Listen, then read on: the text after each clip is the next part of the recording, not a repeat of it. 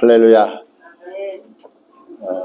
오늘 신년 예배에 참석한 여러분들 한 사람 한 사람에게 주의 복이 임하기를 바랍니다.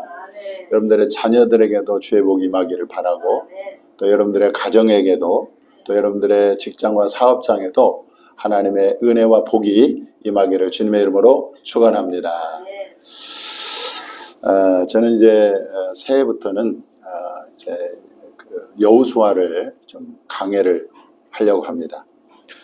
이제 한 해를 시작하는 우리와 또 가나안 땅을 정복해야 하는 이 여호수아와 어떻게 보면 일맥상통하다고 생각됐기 때문에 여호수아를 강해를 하려고 하는데, 오늘 본문 말씀은 하나님께서 가나안 정복을 앞두고 그 여호수아에게 주신 말씀입니다.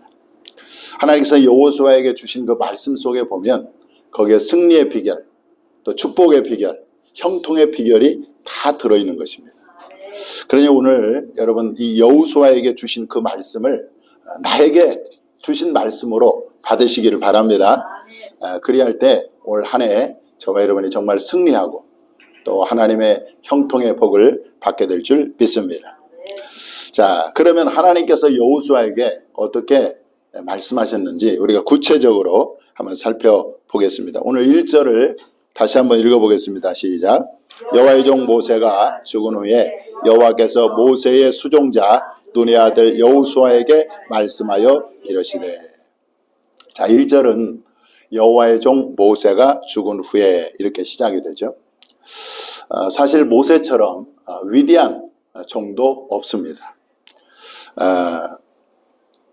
그는 430년 동안 애굽에서 이집트에서 종살이하던 그 자기 민족 이스라엘 민족을 출애굽을 시킨 그런 사람이기도 하고요. 또 출애굽한 그들을 이제 광야로 이끌어서 시내산에서 이제 머물러 있을 때에 이 모세가 이 시내산 꼭대기에 올라가서 하나님께 직접 대면해 가지고 10계명, 지금 여러분들 10계명 있잖아요. 그 10계명을 직접 받은 사람이 바로 모세인 것입니다. 뿐만 아니라 이스라엘 백성을 40년 광야 생활을 그들을 인도했던 그야말로 위대한 지도자 중에 한 사람인데, 그는 결국 그렇게 이렇게 이런 그 위대한 종도 결국 뭡니까? 죽었다는 거죠. 죽었다는 거. 여기서 깨닫는 게 뭡니까? 사람은 다 죽는다는 거죠. 누구도 예외가 없다는 것입니다. 여러분들 우리가 참 죽음을 기억해야 됩니다. 자신이 죽을 수 있다는 것을 아는 사람은 여러분들 매사에 삶을 진지하게 살게 되어 있는 것입니다. 매일의 삶을 최선을 다해 살 수밖에 없는 것이죠. 그리고 하나님을 믿고 내세를 믿는 사람은 저 영원한 천국을 준비하며 살게 되어 있는 것입니다. 여러분들 우리나라 사람들은요, 이 죽음을 굉장히 터부시하는데 그렇지 않습니다. 내가 죽을 수 있다는 것, 언제라도 죽을 수 있다는 것을 늘 기억하면 우리는 오늘을 최선을 다해서 살 수가 있다는 것을 우리는 알 수가 있는 거죠. 또 모세의 죽음에서 우리 깨닫는 게 뭡니까? 죽음에도 두 종류가 있다는 것입니다. 하나는 복된 죽음이 있습니다. 복된 죽음은 어떤 죽음입니까? 여러분들 복된 죽음은요, 주 안에서 죽는 것입니다. 요한계시록 14장 13절에 보면 주 안에서 죽는 자들은 복이 있도다 그렇게 말씀했습니다. 모세의 죽음이 왜 복된 죽음이냐? 그는 하나님의 종으로 죽었기 때문에 그의 죽음이 복된 죽음인 것입니다. 그런데 또 하나의 죽음이 있는데 그것은 비참한 죽음입니다. 이 비참한 죽음은 하나님을 믿지 않고 죽는 것을 말합니다. 누가복음 16장에 보면 부자가 바로 이 비참한 죽음을 맞이를 했습니다. 그는 죽어서 어디 갔습니까? 지옥에 갔습니다. 그는 불꽃 가운데서 고통을 당했습니다. 문제는 그 고통이 끝나지 않는다는, 영원하다는 것입니다. 저와 여러분이 정말 다 주님 안에서 복된 죽음을 맞이할 수 있기를 주님의 이름으로 축원합니다. 자, 모세가 죽자 하나님은 여호수아를 모세의 후계자로 세웠습니다. 자, 그런데 오늘 1절에 보니까 여호수아가 어떤 사람으로 소개되고 있습니까? 모세의 수종자로 소개되고 있습니다. 수종자라는 말은 밑에서 돕는 자라는 의미가 있습니다. 옛날 개혁 성경에는 여호수아를 모세의 시종이다 이렇게 썼어요. 한마디로 모세 밑에서 그야말로 종으로 섬긴 사람이 바로 여호수아라는 거예요. 그래서 하나님은 어떤 사람을 지도자로 세우냐 이것을 우리가 알 수가 있는데, 하나님은 어떤 사람을 지도자로 세웁니까? 어떤 사람을 리더로 세웁니까? 바로 다른 사람을 섬기는 사람, 다른 사람을 섬길 줄 아는 겸손한 사람을 주님은 지도자로 세운다는, 리더로 세운다는. 그래서 하나님께 정말 쓰임받기를 원하는 사람은요, 다른 사람을 섬기는 사람이 되어야 될 줄 믿는 것입니다. 특별히 이제 교회 리더로 세움을 받기를 원하는 사람은 다른 사람을 섬기는 겸손한 사람이 되어야 되는 것이죠. 그래서 사실 교회 안에 직분 있잖아요. 목사나 또 장로나 권사나 이런 직분들은 이 교회 그 성도들을 섬기라고 주님이 그 자리를 주신 것이죠. 오늘 이제 권사 직분을 받게 되는 우리 김현실 집사님은 앞으로 더욱더 이 교회와 성도들을 섬길 수 있기를 바랍니다. 그리할 때 하나님께서 더욱더 높여주실 줄 믿습니다. 자, 오늘 2절을 한번 읽어보겠습니다. 시작. 내 종 모세가 죽었으니 이제 너는 이 모든 백성과 더불어 일어나 이 요단을 건너 내가 그들 곧 이스라엘 자손에게 주는 땅으로 가라.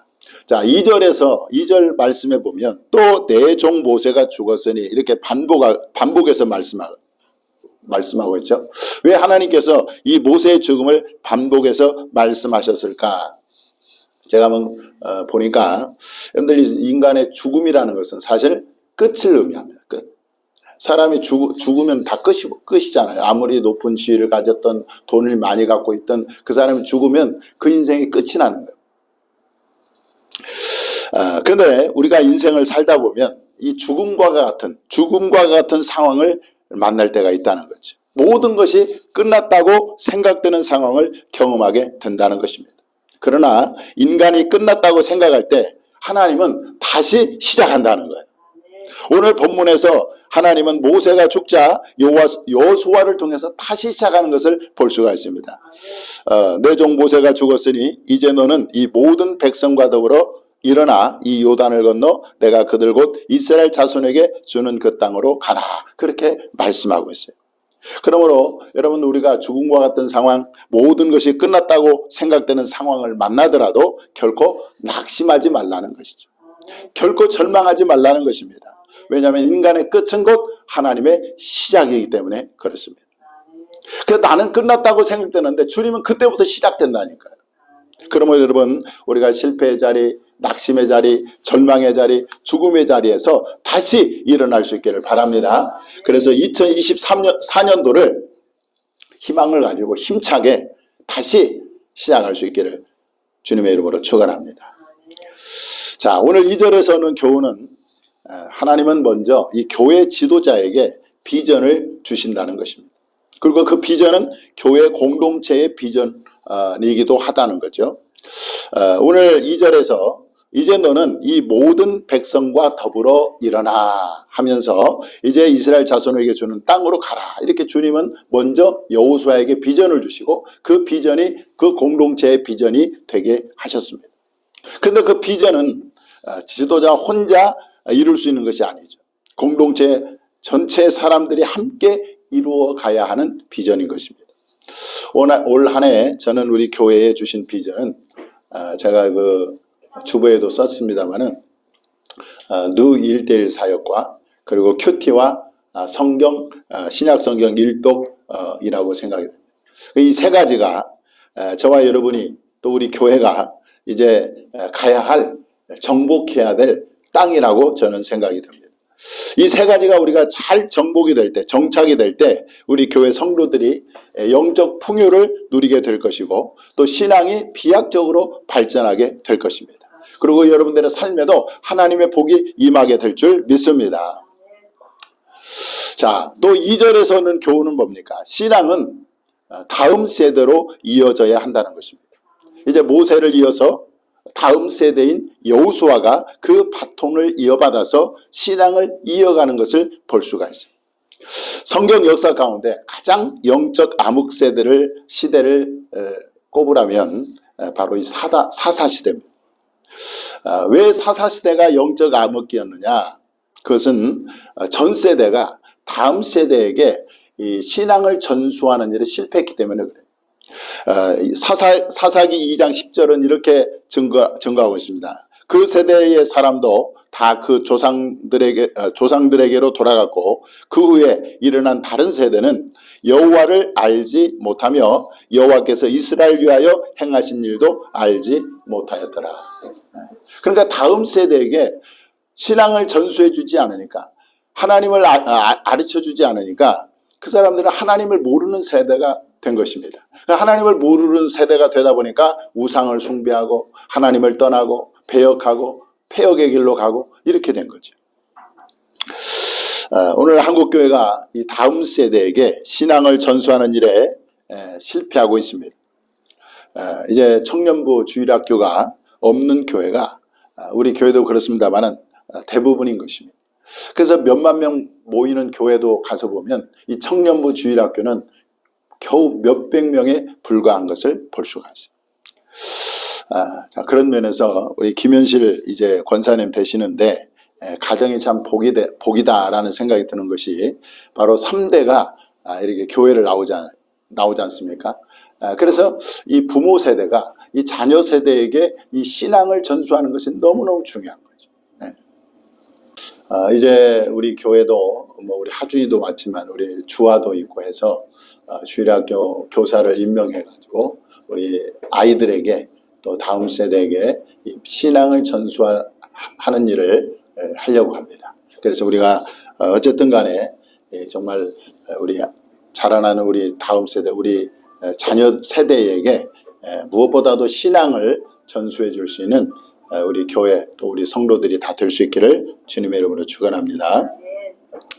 자, 3절 4절 한번 다 같이 읽겠습니다. 시작. 내가 모세에게 말한 바와 같이 너의 발바닥으로 밟는 곳은 모두 내가 너에게 주었노니 곧 광야와 이 레바논에서부터 큰 강 곧 유브라데 강까지 해쪽 속의 온 땅과 또 해지는 쪽 대해까지 너희의 영토가 되리라. 자, 하나님이 가나안 땅을 주시겠다고 약속하신 것은 500년 전에 누구에게 했냐면 아브라함에게 했어요. 그 아브라함에게 했던 약속을 또 누구에게 했냐면 아들 이삭, 그리고 이삭에게 주신 약속을 야곱에게 주었습니다. 그래서 오늘 본문 6절에 보면 내가 그들의 조상에게 맹세하여 그들에게 주리라 한 땅이라고 표현하고 있죠. 이 조상들이 누구냐면 아브라함과 이삭과 야곱이죠. 근데 그 아브라함과 이삭과 야곱에게 주신 그 약속을 또 누구에게 줬냐면 모세에게 준 거예요.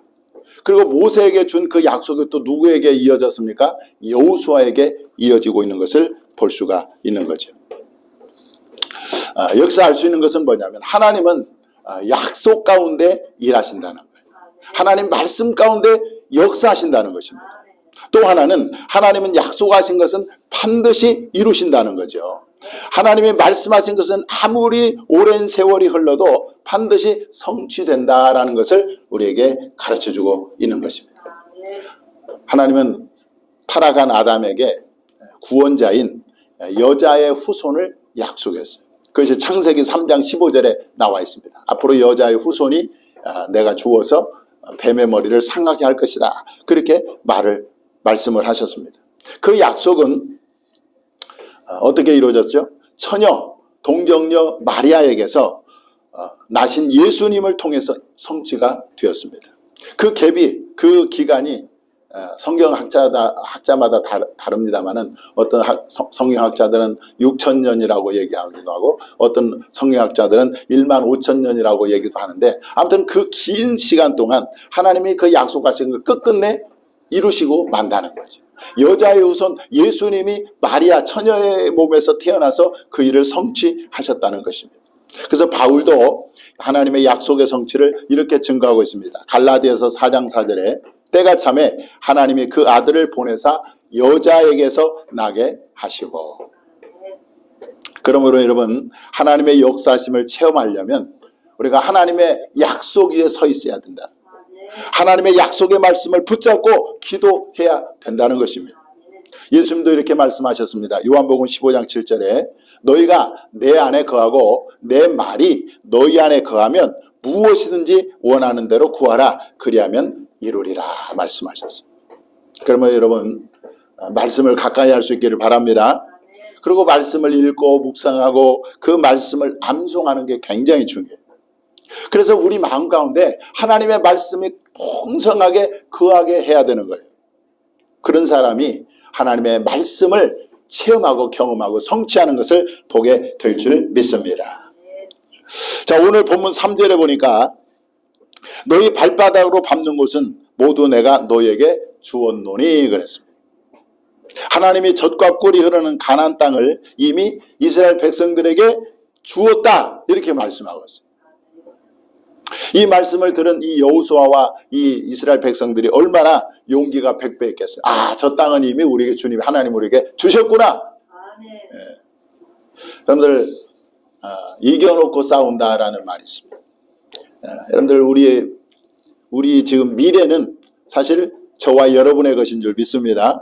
2024년도도 저와 여러분의 해가 될 것입니다. 그래서 승리의 해가 되고 또 축복의 해가 되고 형통의 해가 될 것입니다. 이렇게 우리가 여러분 한 해를 시작하면서 이 승리자의 마음을 가지고 시작하는 것이 대단히 중요한 거죠. 따라서 합시다. 승리자의 마음을 가지고 시작합시다. 네. 그래서 2024년도를 이미 내가 너희를 이 땅을 주었다. 주님 말씀한 것처럼 2023년도를 저와 여러분이 우리에게 주신 거예요. 할렐루야. 그러므로 우리가 2024년도 승리하는 해라고 우리가 믿고 그렇게 승리자의 마음을 가지고 시작할 때 하나님께서 2024년도를 복되게 할 줄 믿습니다. 자, 하나님은 3절 4절에서 발바닥으로 밟는 모든 것을 너에게 주었다고 말씀하시는데 여기 보니까 광야로부터 시작해서 대까지 너희 영토가 되리라 말씀하셨습니다. 이 말씀에서는 교훈은 여러분 아직 정복되지 못한 삶의 영역이 있다면 여러분 도전해서 정복할 수 있기를 바랍니다. 그래서 여러분들의 삶의 지경이 넓혀지기를 바라고 그리고 여러분들의 그 선한 영향력이 더 커지기를 주님의 이름으로 축복합니다. 그래서 우리가 이 승리자의 마음을 가지고 도전하고 나갈 때 하나님께서 우리를 도와주시고 역사해 주실 줄 믿습니다. 자, 5절 6절을 한번 읽어보겠습니다. 시작. 내 평생에 너를 능히 대적할 자가 없으리니 내가 모세와 함께 있었던 같이 너희와 함께 있을 것입니다. 내가 너를 떠나지 아니하며 버리지 아니하리니 강하고 담대하라. 너는 내가 그들의 조상에게 맹세하여 그들에게 주리한 땅을 너희 백성을 차지하게 하리라. 자, 이 말씀을 보면 여러분 이 세상에서 가장 강력한 사람은 하나님의 사명을 가진 사람인 것입니다. 하나님의 미션을 가진 사람처럼 강한 사람도 없습니다. 여러분들 여러분의 인생의 목적이 무엇입니까? 이 땅에서 잘 먹고 잘 사는 것입니까? 아니면 이 땅에서 정말 성공하는 것입니까? 이것은요 하나님을 믿지 않은 모든 사람들이 다 갖고 있는 소망. 이런 목적이 있다면 여러분 이런 사람과는 하나님이 함께 하시지 않습니다. 우리 각자에게는요 정말 하나님의 뜻이 있고 우리를 향한 하나님의 비전이 있고 계획이 있습니다. 우리 각자는 하나님이 주신 사명이 있어요. 우리가 그것을 알고 이루려는 사람과 하나님은 함께 하시는 것입니다. 그 사명을 이루기까지 하나님은 그 사람을 떠나지 아니하고 버리지 아니한다고 말씀하고 있어요. 여러분 하나님이 함께하는 사람을 누가 대적할 수 있겠어요? 바울도 그런 말을 했습니다. 로마서 8장 31절에 만일 하나님이 우리를 위하시면 누가 우리를 대적하리요 그랬어요. 또 하나님이 함께 하시기 때문에 여러분 그 사람은요 강하고 담대할 수가 있는 거죠. 저와 여러분의 삶의 목적이 이 땅에서 정말 잘 먹고 잘 사는 것이 아니라 정말 이 땅에서 하나님의 뜻을 이루고 하나님께 영광 돌리는 삶이 저와 여러분의 목적이 되어서 정말 우리를 대적할 자가 없는 또 하나님이 함께하는 그런 사람이 다 될 수 있기를 주님의 이름으로 축원합니다. 자, 7절 8절을 한번 읽어보겠습니다. 시작. 오직 강하고 걷게 담대하여 나의 종 모세가 내게 명령한 그 율법을 다 지켜 행하고 우로나 좌로나 치우치지 말라. 그리하면 어디로 가든지 형통하리니 이 율법책을 내 입에서 떠나지 말게 하며 주야로 그것을 묵상하여 그 안에 기록된 대로 다 지켜 행하라. 그리하면 내 길이 평탄하게 될 것이나 내가 형통하리라. 자, 여러분 지금 보세요. 이 여호수아는 지금 가나안 땅을 정복 전쟁을 지금 앞두고 있습니다. 그 가나안 땅은 이 골리앗 있잖아요. 골리앗과 같은 그런 아낙 자손, 이 거인족들이 살고 있어요. 그리고 여호수아가 정복해야 할 족속도 한 족속이 아니라 7족속이 그곳에서 살고 있습니다. 그리고 그들이 살고 있는 그 성은 굉장히 크고 견고한 성입니다. 그렇다면 우리가 생각할 때 하나님이 무엇부터 준비하라고 말씀하셔야 맞나요? 그것은 여호수아에게 너희는 군대를 조직하고 그 다음에 군사를 훈련하고 무기를 정비해라 이렇게 해야 맞는데, 주님은 우리와 우리 예상과는 전혀 다른 말씀을 하세요. 그게 뭐죠? 율법책을 내 입에서 떠나게 하지 말고 주야로 묵상하라는 거예요. 그리고 그 안에 기록된 대로 다 지켜 행하라는 것입니다. 그러면 네가 승리할 것이고 네가 평탄하게 될 것이고 네가 형통하게 될 것이다 말씀하고 있어요. 여러분들 이 말씀에서 우리가 깨닫는 게 뭐죠? 하나님의 말씀이 군대보다 강하다는 거예요. 하나님의 말씀이 무기보다 강하다는 것입니다. 그런데요, 여러분들 사실 이 말씀 속에 우리 인간의 모든 문제의 해답이 다 들어있는 거예요. 승리의 비결이 그 말씀 속에 있는 것입니다. 그 말씀 속에 전략도 들어있고 또 이길 수 있는 지혜도 들어있고요. 형통의 비결이 다 들어있는 것입니다. 여러분들 2024년도를 여러분들의 삶이 평탄하기를 바라고 정말로 형통하기를 원한다면 여러분 하나님의 말씀을 여러분들이 입에서 떠나지 말게 하시기를 바랍니다. 그리고 그 말씀을 주야로 묵상하시고 그리고 그 말씀대로 지켜 행하시기를 바랍니다. 그러면 저와 여러분의 삶이 평탄하게 되고 형통하게 될 줄 믿습니다. 그게 뭐냐? 여러분 큐티 하나, 큐티.